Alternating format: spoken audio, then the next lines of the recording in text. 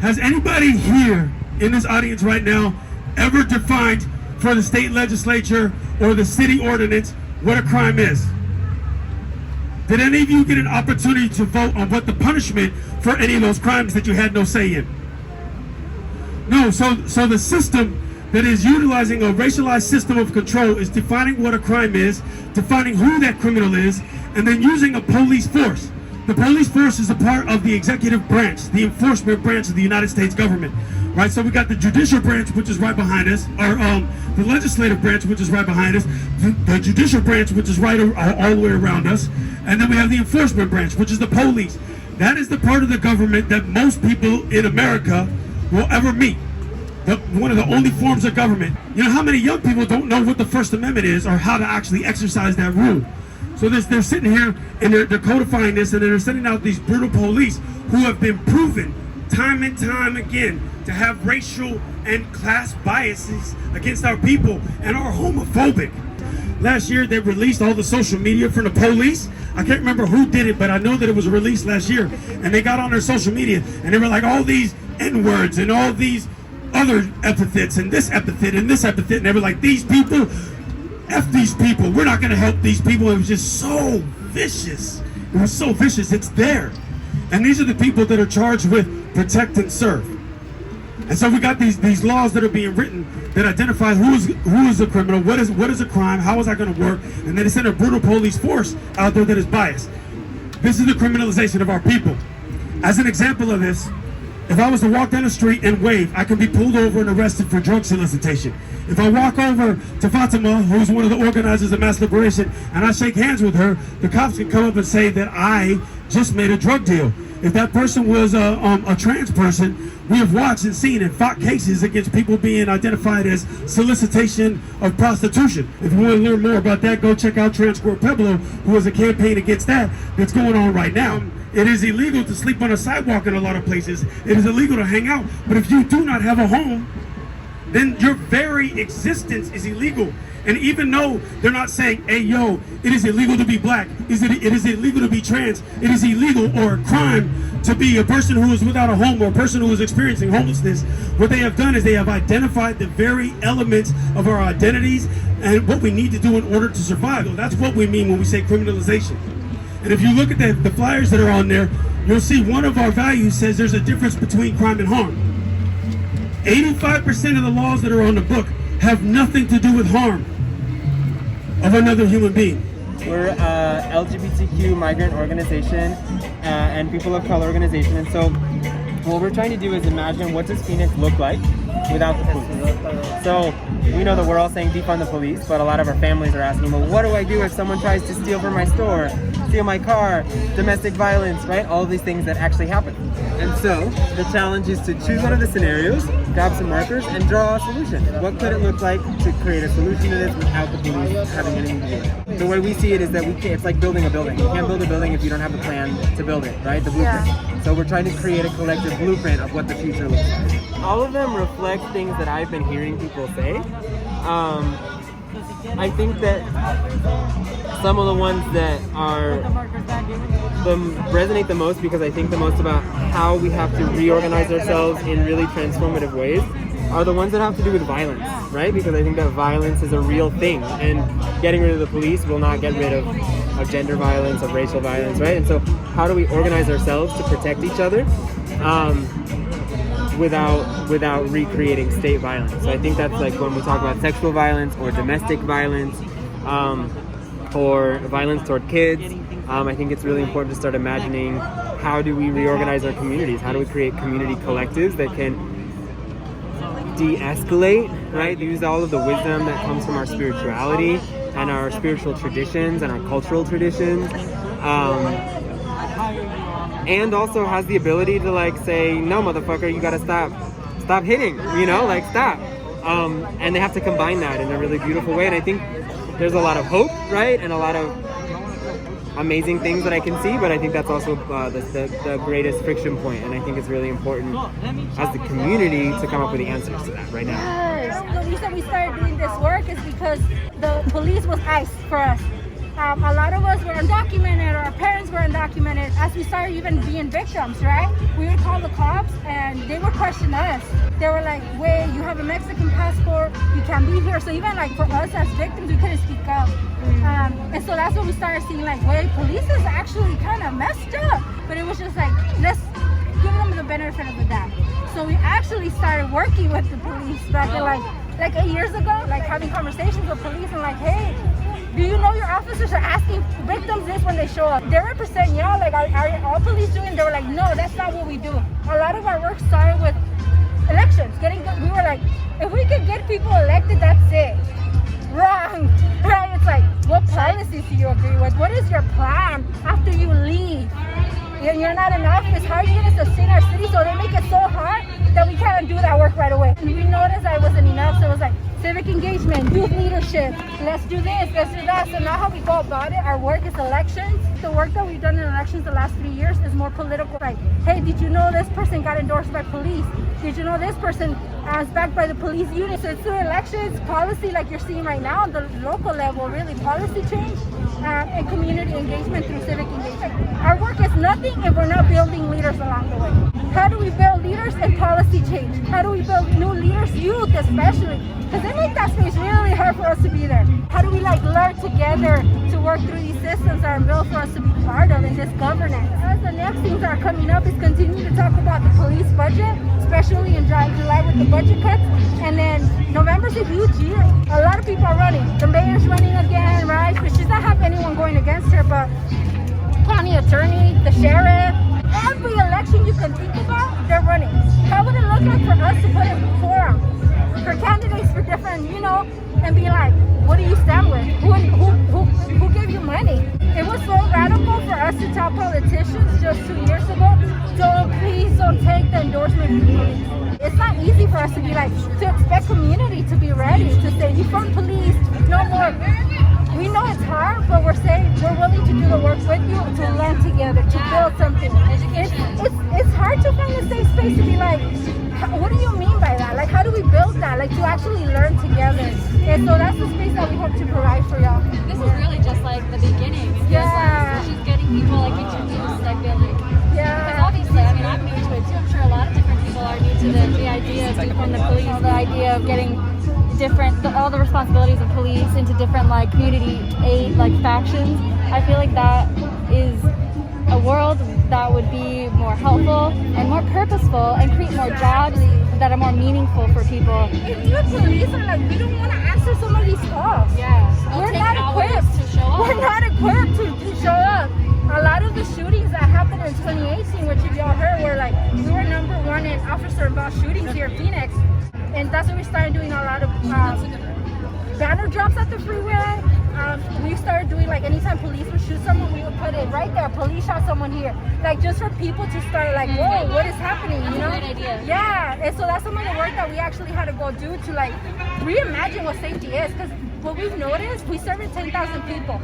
And 10,000 people, we noticed that everyone was like, yes, we feel safe, police is safety. But also when I see police, I'm so scared. Yeah. I'm so nervous. And I was like, this is an abusive relationship. Yeah. Like, why do I feel so nervous around police? Like, that's really deep, right? That our bodies just start like, literally, when I shoot, I'm just like, I don't even want to make eye contact. Yeah. That's not cool. It's not cool to feel that way.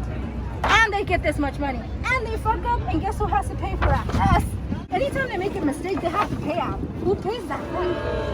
So this is a moment to say, right, we're saying it today to make sure they hear us, that we are demanding the defunding of police, that we're demanding Mayor Gallego and the City Council to listen to the thousands of people who've been on the streets, to listen, and that they cannot keep saying Black Lives Matter and yet doing nothing. Right, that they cannot keep saying that they care and that they want change and then do nothing. They cannot keep saying that they're here to listen. We're done with them listening. We need them to do their damn job and defund police and fund the shit that makes us healthy. And so we're going to be getting back to y'all with information around when that is and when that will happen. And so for now, I'm going to pass it over. I'm Myra. I'm with BLM Phoenix Metro. I'm one of the ministers of community healing and wellness with BLM. I'm glad y'all are all here. You know, there's lots of work we could be doing, especially when it comes to our healing. You know, Black folks, we have a lot of trauma on top of us, and so centering ways that we can live and deal with life with a little more joy, with a little more ease in our breath, is vital for our survival. White folks can also be doing shit with their spirituality in the sense of healing their ancestral trauma and what their ancestors are doing, you know, to black folks, and not continuing on the cycle that your ancestors have done when it comes to colonization and imperialism. So healing those aspects of your spirituality is also vital for the work y'all should be doing. Ancestors are at work right now, okay? And it's our responsibility to make sure that we show up and we ask for that space to be held. BLM has a lot of events going on for wellness, and if at any time any of our this is a black space only when it comes to BLM, for a reason, we gotta go ahead and come together as black brothers and sisters.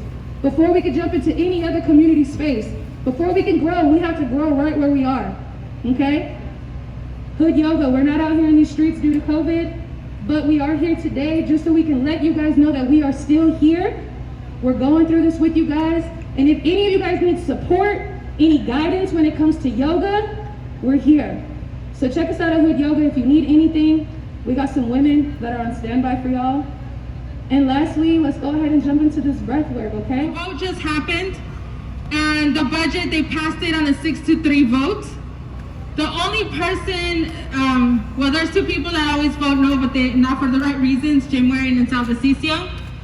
The only person that today said they were not voting because they are not voting to give more money to police was Councilmember Carlos Garcia, who just voted no and made a motion that we need to start talking about defunding police. But the other two council members that, if you know them, they have been trying to be vocal and say that they care about what's happening, that they want to change. They've been saying, you know, all the things that sound right. But Councilmember Pastor and Guardado both voted for the budget. Those are two council members that have been trying and saying that they care about our community. So if they are in your district, and even if they're not, we're gonna put out a call to action to make sure that we let them know that we don't only need their words, we need their actions when they're in there voting. You have power to change and vote differently. So that's two. Those two people, so Councilmember Pastor and Guardado. And, you know, so we're going to be doing a call and calling them and making sure if you know them, if you have them on your social media, we're going to call, we're going to tag them, we're going to say that this is unacceptable. They don't get to show up and talk, and so does Mayor Gallego, and then go in and just vote like they're, you know, haven't heard thousands of people's pain in the streets for years. But again, the budget right now, they're going to start talking about the cuts now. That's what's next. What are they cutting? And so that's the fight that we're going to be taking our defund the police campaign to that fight in the cuts. Hello everybody, my name is Raquel. I was raised on the west side in Maryvale, and I am a black Latina. This is what we look like. Yeah. A lot of Latinos don't want to admit that they're black, but we're black, so there's that. Yeah, I prepared something for today because there was a miscommunication and I thought I was singing or something. So I brought my guitar, but honestly I've been having anxiety all day. And my stomach and my chest, and I've been doing like yoga stretches and push-ups, and I still feel terrible. But the main thing that keeps me in this game is singing and is words. And so if y'all don't know who Sweet Honey and the Rock is, something's wrong with you, first of all. Second of all, Sweet Honey and the Rock is this amazing a cappella group of women that was came to fruition in the 80s, and all black women who sing in the tradition of spirituals. And at one point in the 90s, they hooked up with Sonia Sanchez, who's an amazing poet who lives in Philadelphia. And so I'm gonna read this poem. Thank you. I'm gonna stay on the battlefield. I'm gonna stay on the battlefield. I'm gonna stay on the battlefield till I die. I'm gonna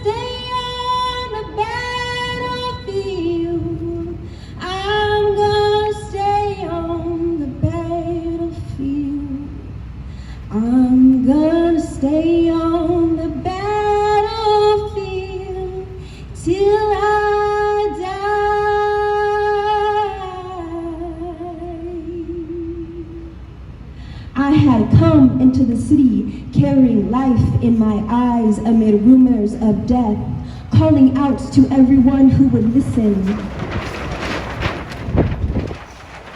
The wind is listening, y'all. The wind knows what's up. Black lives fucking matter. I'll go ahead and start over. I had come into the city carrying life in my eyes amid rumors of death, calling out to everyone who would listen. It is time to move us all into another century. Time for freedom and racial and sexual justice. Time for women and children and men and folks. Time for hands unbound. I had come into the city wearing peaceful breasts, and the spaces between us smiled. I had come into the city carrying life in my eyes. I had come into the city carrying life in my eyes. And they followed us in their cars with their computers, and their tongues crawled with caterpillars, and they bumped us off the road, turned over our cars, and they bombed our buildings, killed our babies, and they shot our doctors, maintaining our bodies, and their courts changed into confessionals. But we kept on organizing, we kept on teaching, believing, loving, doing what was holy, moving to a higher ground, even though our hands were full of slaughtered teeth. But we held out our eyes, delirious with grace. But we held out our eyes, delirious with grace. I'm gonna treat everybody right. I'm gonna treat everybody right. I'm gonna treat everybody right till I die. I'm gonna treat everybody right. I'm gonna treat everybody right. I'm gonna treat everybody right till I die. Come, I say come. You sitting still in domestic bacteria, come. I say come. You standing still in double-breasted mornings, come. I say come and return to the fight. This fight for the earth, this fight for our children, this fight for our life. We need your hurricane voices. We need your sacred hands. I say come, sister, brother, to the battlefield. Come into the rainforest. Come into the hood. Come into the barrio. Come into the schools. Come into the abortion clinics. Come into the prisons. Come and caress our spines. I say come, wrap your feet around justice. I say come, wrap your tongues around truth. I say come, wrap your hands with deeds and prayer. You brown ones, you yellow ones, you black ones, you gay ones, you white ones, you lesbian ones, you trans ones, you queer ones. I say come, come, come, come, come, come, come, come, come, come, come, come to this battlefield called life, called life, called life, called life, called life, called life, called life. I'm gonna stay in the battlefield. Sing it with me. I'm gonna stay in the battlefield. I'm gonna stay in the battlefield till I die. If you know it, sing with me. I'm gonna stay in the battlefield. I'm gonna stay in the battlefield. I'm gonna stay in the battlefield till I die. Thank y'all.